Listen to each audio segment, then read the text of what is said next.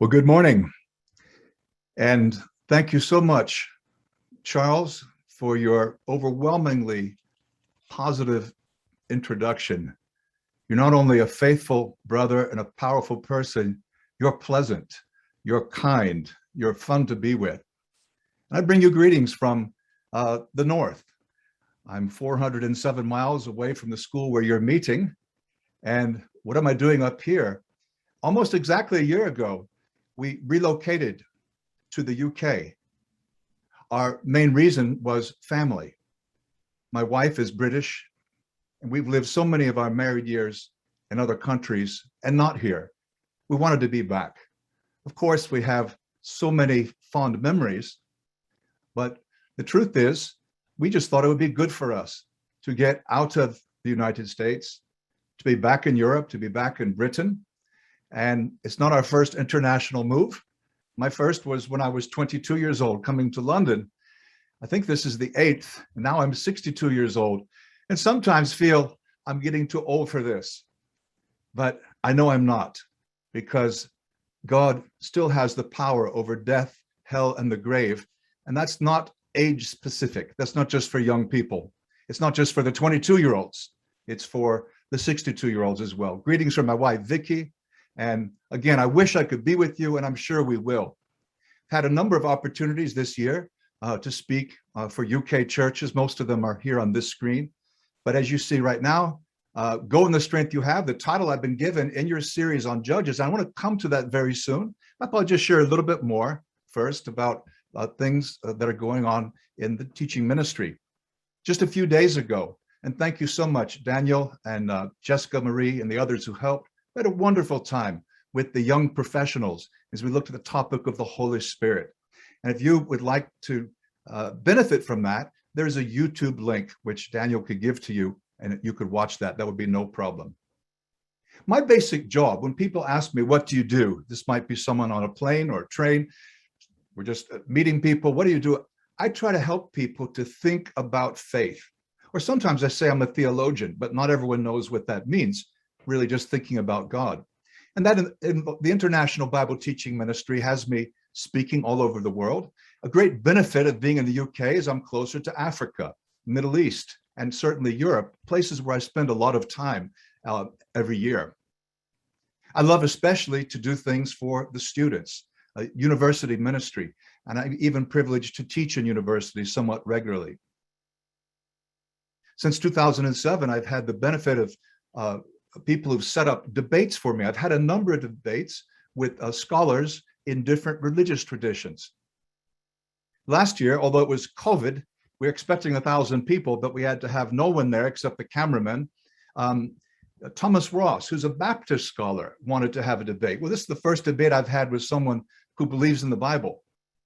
So we weren't debating that, but we had one debate on whether it's possible to lose salvation. I said, it is possible. It is possible according to Hebrews and other books of the Bible. And this scholar argued the other way. But he especially wanted to debate me on baptism. He said that John 3:5, being born of water and the Spirit, is not baptism. Baptism is just a work that we do. It's not part of salvation. I took the more traditional Christian view, that which is stated in the historic creeds of the Christian church. And we had over a 4-hour debate. Easy, because there's no audience, but you can look that up too if you have any interest. I also have, I'm thrilled to be able to work with churches in the underground around the world. And they've asked me to produce 120 video sermons.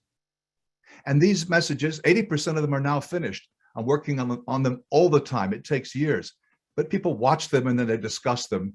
And it's great fun. I teach in Lincoln Christian University. It's been about 10 years now in the master's program, and also in an institution affiliated directly with our church in Denver, Colorado. And we have students from all over the world, and that's a great encouragement. Also, with my colleague, Joseph Harris, I head up the Athens Institute. This is a program for teaching not just church leaders, but anyone who wants to go deeper. These are the important subjects. And this grew out of the MTP we started in London in 1995. in this form more like 2004. And many people are going through this. In fact, we had a session yesterday with students from Mexico, Norway, the United States, and we still have nice diplomas, and it's a blast. I don't want to just teach. I want to help others who have the gift, the interest, the ability to rise up. And whether I'm mentoring them very directly or sometimes indirectly, there are dozens of people around the world, like the newly appointed teachers in Africa, where we have 15 officially recognized, or the brothers in the Caribbean I work with, or Mexico, or many, many places. I head up biblical tours. There weren't any last year because of COVID. The year before, I led 3 tours to Israel, but we have a tour in a few weeks. And there are 8 people coming from the UK, from England and Scotland. That's actually in Turkey. And then in February, we'll be back in Israel. And then at the end of next year, Malta, Sicily, and Rome, and Pompeii. That's the prison journeys of Paul. So leading these tours is just something I never imagined I would do, but it really brings the Bible to life. It puts it in 3 dimension, like going from black and white to color. I still write books. Here are 3 of the most recent ones. A book on origins, which is on Genesis. I bought up those old Genesis books and recycled them. So I think my approach was not correct. I had a co-author. He's a philosopher named Paul Copan. My co-author on the book Informed, which is on doctrine, Joseph Harris again. And then there's one called When God is Silent. And if you sign up for my weekly newsletter, which is free, you can get this book, no charge. It's a gift when you sign up. It's on the problem of suffering. And that is a significant issue in our world. And one other thing, last year, I got a proper podcast, and it comes out Monday, Wednesday, Friday, if you want to sign up for that. I would be thrilled. So thank you for your warm welcome. It's time to look at the Word of God. You've got a great series on the book of Judges. I'm happy that my friend Roger Frimpong will be speaking next week in chapter 7. Roger is a great guy. We just talked 2 days ago. So animated, so faithful, even though he's in the middle of his own COVID. He's recovering slowly, but he's still willing to give. What a great brother, and what a great wife, Jackie, he has. So Gideon, go in the strength you have. This is the 12th century before Christ. And if you're very new to the Bible, when Moses led the people out of Egypt, he almost brought them into the promised land. That was done by a successor, Joshua. Then there's a very chaotic time, which we call the book of Judges, before the kings, Saul, then David, then Solomon, then all the others. There are 12 judges. I personally find the most interesting stories of Ehud and Jephthah, Samson, Deborah and Gideon. Ehud is just an amazing left-handed fellow. Jephthah is a shocking judge in many ways. Samson is the juvenile. He just never grew up. He has a good heart, but he's very fleshly. Deborah, one of the most powerful judges of all. And Gideon, who we're looking at right now. There's much to say about the book of Judges, but let's just say it was a challenging time for Israel. There was some good, but there were so many concerning things. And with COVID, with not just the epidemic, but with unrest in so many areas and so many disputes around our planet right now, this has not been an easy time. I'm not saying it was today is as challenging as it was in the 12th century BC, but I want us to understand that if we're feeling pain, if it's a challenging time, if it's bewildering, you could be describing many periods of biblical history. Certainly, it was very confusing as we look now at Judges chapter 6. The Israelites did evil in the eyes of the Lord. And for years, we read, he gave them into the hands of the Midianites. And because the power of Midian was so oppressive, the Israelites prepared shelters for themselves in the mountain clefts, caves, and strongholds. So this is abject terror. Verse 6, Midian so impoverished the Israelites, they cried out to the Lord for help. So the Israelites, they couldn't get ahead. You know, they would plant, and they would be reaping the crops, and Midian wanted their part, maybe even the whole thing. It was just a very sad situation. Their property is being destroyed. They're being displaced. being forced out of their homes. And it must have felt that the Midianites were more powerful than Yahweh himself. That reminds me of the book of Revelation. The power that seemed to have ultimate authority was Rome, the empire. And yet the book of Revelation, the apocalypse, assures us that this is not the case. There is a King of Kings and Lord of Lords who is infinitely superior to the Caesar, to the emperor on the throne. Just as in the time of Moses, Pharaoh seemed to have ultimate power, but there was a King of Kings and Lord of Lords. Pharaoh was only a king of Egypt. We need to remember this, especially when we feel powerless. Now, God actually sends a prophet to the people who tells them that they brought all this on themselves. And then he sends an angel to Gideon. And you would think that after the prophetic message and the angelic announcement, Gideon would be ready for action, but he's not really. Now, the Lord is with you, mighty warrior. This is God's message to Gideon. This is what the angel said to him. And I believe that this is God's message to us, not that we are warriors fighting with weapons in an actual battle of a physical or political kind, but we are in a war, a spiritual war, and there are many scriptures on that, like Ephesians 6. The Lord is with you, mighty warrior. But after this encouragement, look how Gideon responds. Pardon me, my Lord, but if the Lord's with us, why has all this happened to us? Where are all his wonders that our ancestors told us about when they said, didn't the Lord bring us up out of Egypt? But now the Lord has abandoned us and given us into the hand of Midian. So he has difficulty believing that the Lord is actually with him. And because he's not accepting that, he's not accepting the words mighty warrior either. The truth is, he's disillusioned. He's disillusioned, and we sometimes may be disillusioned as well. God may not perceive us the way we perceive ourselves. You may be thinking, especially if you're an older Christian, oh, I just don't have the energy I used to have. My get up and go got up and went, or something like that. But look at the response. The Lord turned to Gideon and said, go in the strength you have. Now, that may sound a bit redundant. I mean, why do you just say, go in your strength, the strength you have? Because the Lord knows the excuses in Gideon's heart. And not feeling strong, not feeling powerful is not the same thing as being powerless. One is a subjective assessment. The other is what is actually true. Gideon had a lot of strength. He was quite able. And so God says, okay, I know you're feeling this way, but look at what you have. He tells him, save Israel out of Midian's hand. Am I not sending you? When God sends someone, God equips them. Pardon me, my Lord, but how can I save Israel? My clan's the weakest in Manasseh. I'm the least in my family. See all these excuses. He's feeling very, very small.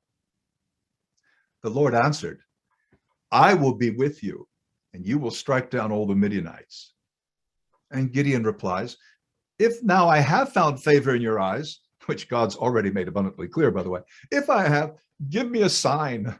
Give me a sign that it's really you talking to me. So he's having this conversation with the Lord through this angel. And even so, he wants more assurance. He's just not sure. Gideon has made out that he's a nobody, but that's not true. In fact, if we read the account of Gideon, which is from chapter 6 into chapter 9, he's hardly a nobody. His family is prominent. There are many servants, for example. There's a shrine, like a small temple on their property. His father is an important person.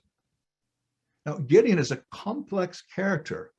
He is a man of faith, but he's not acting like a man of faith here in this particular clip, in this particular excerpt from Judges. He's a curious combination of doubt and faith, which, am I right, could describe you, could describe me. how many of us, how often we combine faith and doubt. And so, like the man that Jesus touched, whose son he healed, we prayed, Lord, I do believe, but help me to overcome my unbelief. Gideon wanted to double check that he wasn't imagining this, that it really was Yahweh speaking with him. Do you not relate to this? Sometimes it's hard for me to see clearly or to make a right decision because of all these voices in my head.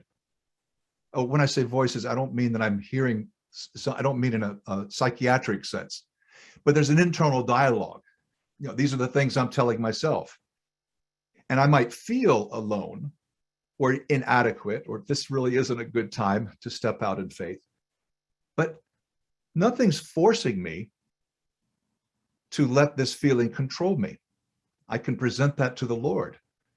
Yeah, there's this internal dialogue in my head, but I need to listen to God's dialogue, to what God is telling me. I'm not too old. I'm not too old to have an impact in the world. I'm not too old to share my faith. I'm not too old to help people become Christians. And if I were not involved in those things, I think it would actually hurt my faith. I'd probably go in a downward spiral. But still, I understand this internal dialogue. And we can be complex. How much strength do I have? This is a question we should ask ourselves.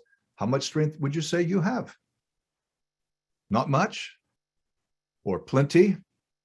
Or from the communion passage, Romans 8, that more than conquerors, it is an ancient Greek verb. I used to think Paul made up that word, we are more than conquerors.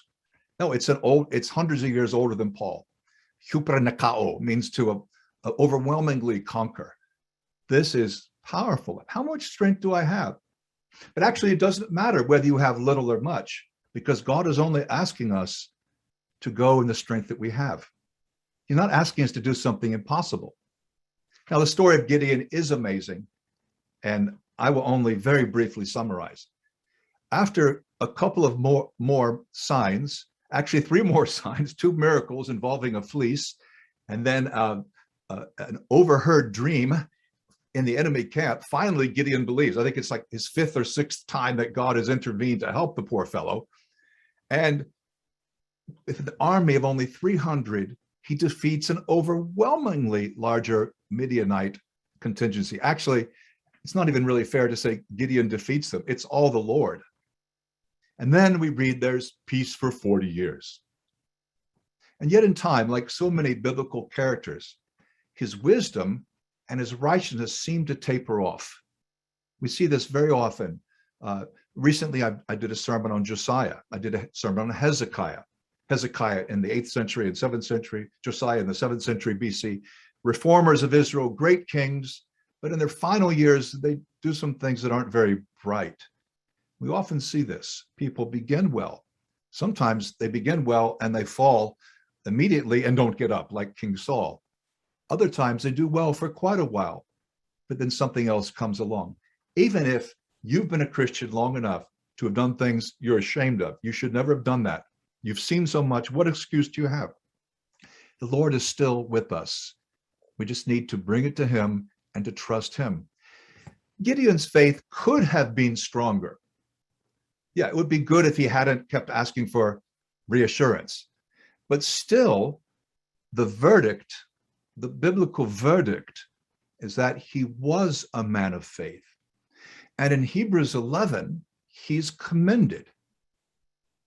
Hebrews 11 is sometimes it's called the Hall of Fame of Faith. It's there in the book of Hebrews, which is in the New Testament, though it sounds like it's in the Old Testament, doesn't it? It's there to encourage Christians to run the race. It's telling them that in a metaphorical sense, there's a great cloud of witnesses, and the witnesses, chapter 12, are the men and women of faith of Hebrews 11. So with their example, it's as though they're in the stadium with us, cheering us on in this race. This is what we read about Gideon. The writer says, I don't have time to tell about Gideon. Oh well, so we don't hear much about Gideon. But he does say, a few verses later, these were all commended for their faith. And so Gideon is a positive fellow. There's a positive verdict. He is faithful. He is inspiring. And that's good news for us. You don't have to be perfectly confident all the time to be a man or woman of faith. Those who are commended by the Lord, good and faithful servant, are not those who lived a perfect life. They're those who would like to. And it's hard to do that. We are a mixture of faith and doubt, of obedience and disobedience. But hopefully the faith and the obedience are dominating. So what does this mean for you and me? To go in the strength we have. It means we don't make excuses, whatever our age. Right now, in my quiet times, I'm reading Jeremiah and Lamentations. You know, Jeremiah is called by the Lord. And Jeremiah wanted his excuse is, I'm too young. I'm just too young. So you can always say that I'm too young. I lack the wisdom. I don't have the confidence. But other people, they have the wisdom. They've seen a lot, and well, I'm too old. And what's the other possibility? Oh, I'm in the middle. Yeah, I'm kind of conflicted, like a middle child. I'm not too young or too old, or maybe both, or maybe neither. Look, whatever our age, God can use us. I love that Psalm. Is it 92:14? But it talks about even our old age, God is with us. He helps us to remain fruitful. That is, to live effective lives, whatever our age. Yes, if you're older, you need more rest, but that doesn't mean you take a break from humanity. You're still connected with people. Go in the strength you have, despite health issues. And I know at a time like this, it may not be that you have health issues, but your life is directly affected by others who do. And that takes time. God understands that. Look for what he's showing you. Look for ways you can become more Christ-like in such a setting. Go in the strength you have, whatever your level of education. You said, well, yeah, I almost did sixth form and I never did uni and I'm kicking myself. That doesn't matter. Whatever your education is, whether you've got multiple degrees or whether you barely finished school, it doesn't matter. God can use you. Let's not let feelings about our status, our wealth, affect our willingness to step out in faith, like Gideon. Or how about baggage? Nearly everyone who's been a Christian for a while has spiritual baggage. And why is that? It's because there's no perfect church. And sometimes that baggage is significant, particularly if there's been a spiritual abuse. But regardless, if people have acted badly or we responded badly, God is still faithful. God is God. His word is still true. He's still faithful. He still is with us. And we need to accept his vote of confidence as he sends us into the world to be light and to be salt. Let's go in the strength we have, despite the fear we have. Or maybe you say, I'm not really that afraid. I'm so busy right now. Well, fine. Well, then you have to let your light shine throughout the course of what you do daily. Oh, but I mean, specific time to meet with people or study the Bible with people. Okay, God knows you have less time. So you'll probably be having fewer such sit-down sessions than in the past or maybe in the future. But that doesn't mean don't do it at all. I mean, to say I'm too busy, that's the coward's excuse. One thing my father taught me during his 80 years on earth is when people say, I don't have time, that it's really seldom true. All they're doing is talking about their priorities. Something important, if something is important, and they say, I don't have time, it just means that they don't want to do it. Of course they have time. There's a proverb, not in the Bible, but a proverb, if you want something done, ask a busy person to do it. Because that woman or man who's busy knows how to prioritize, won't make excuses, and gets it done. Whereas the sluggard, the slow person, will never get it done. It's just always a cascade of excuses. Let's use our time wisely. Whether you have only a couple of hours a week flexible or whether you've got 20 hours flexible. Go in the strength we have, despite uncertainty. You may feel, I'm not sure how to reach out to people. It's kind of weird now, post-COVID, but we're still in COVID. Well, yeah, I know it can be a bit strange, but we do know how to start conversations. Smile at I make a point when I walk the dog, when I walk, or my prayer walk today, when I see people, when I pass people, I look at them, I smile, and I say good morning. And virtually always they say back, they say something back and smile. And it's actually very easy to start a conversation if we just be friendly. You might say, I don't know how to help my friend. We've met a couple times. What do I do? Well, get some advice. Pray for wisdom. Yeah, but Douglas, I don't even feel close to the Lord. That's okay. Our feelings come and go. Stay faithful. As with any relationship, remain a friend, remain a great wife or husband, remain a great colleague. Don't judge the whole relationship based on how you've been feeling lately. Be faithful. Let's go in the strength we have. And that means everyone is involved in the mission. We plant, we water, we cultivate. There's teamwork. Yes, not everyone has the same gifts when it comes to outreach. But as a church, we are a team. Some people are fantastic at striking up conversations or bringing people along to events or simply having friends over for coffee, which is something I like to do. It's not just because then I can use our Nespresso machine, but it's pleasant. We can sit in the back garden, and it's wonderful to live in a neighborhood. There are about 100 homes here. I'm writing it all down. I'm really trying to get to know everybody. It's not been easy with COVID, but what a great place to plug in. But beginning relationships, then the other people whose faith is growing and they need encouragement. There's that idea of watering. You plant the seed, but then there's the watering. One of my neighbors, I've been sharing my faith with a lot. He's away for a month. He'll be back in a few days. I'm so eager to see him again and to see what God has done in his life during these few weeks he's been away. But watering is not the same as planting. And as far as reaping, the whole process of cultivating, that's different too. And we don't all, there are not many people who do all of these things well.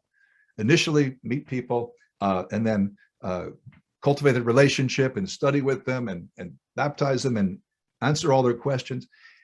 Usually the wisdom is found in the collective. Working as a team, we can meet all these needs.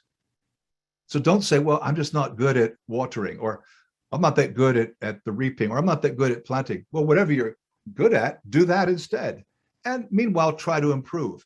And at the same time, do not dare think it's all down to you, because we are a family reaching out together. Come to the fellowship to give. Yes, but I hardly have the energy to drag my sorry carcass to the fellowship. Okay, I understand that. I get that. The older I am, I understand that. But it's kind of like physical work or exercise. If you go to the gym, you don't really want to do it. But once you've done it, oh, I'm so glad I did that. I really needed that. When we give, we receive. And it's always more blessed to give than to receive, though they are not mutually exclusive. Going in the strength we have means centering our life not in self, but centering our life in Christ. We ask in all things, what is his agenda? Not what do I want to do, but what does he want? What does he want from me? Do I trust him? Philippians 3 is a wonderful passage where Paul is talking about those who are trying to undermine and upset the church and whose priorities are in the wrong place, who are proud of their accomplishments, whereas Paul himself doesn't think so much of his accomplishments. He just wants to know Christ. He realizes that not everyone that he's speaking to will agree. And he says, if you think differently, that's okay. But for now, just live up to what the Lord has already shown you. This is an important chapter, again, for middle-aged and older Christians. Don't say, and don't make a false comparison. Okay, live up to what the Lord has shown me. Therefore, I should return to the lifestyle I had at age 20. Don't do that. You can't do that. That won't work. It'll be weird, unnecessarily weird. No, but you live up to what you have already attained in learning the lessons from it. How that's expressed in your daily schedule may be different than it was 10, 20, 30 years ago. I understand that. But we learn from our past. We live up to that. We don't have to come to faith all over again in Christ. we build, it's cumulative. We build on that relationship. In other words, let's go forward. Let's not go backward, but let's keep going forward, going in the strength we have. If Gideon had known Christ, he would have made a lot less excuses. He still would have been a great person of faith. But why can we do this? Why should we believe that we can have an impact? Well, we should believe that because God tells us he'll be with us. And we're stronger than we realize. Not because, oh, I'm stronger than I realize. No, but because of the treasure that you have in your hands, because of what we have that we offer to the world. It doesn't really depend on us, though we are agents. It depends on him. So God bless you. And thank you so much for the opportunity to share these thoughts on Gideon. Go in the strength that you have. Look forward to being with you in person, face to face. But for now, please let these words penetrate and enjoy the series from Judges as it continues next week with Roger Frimpong in the following chapter.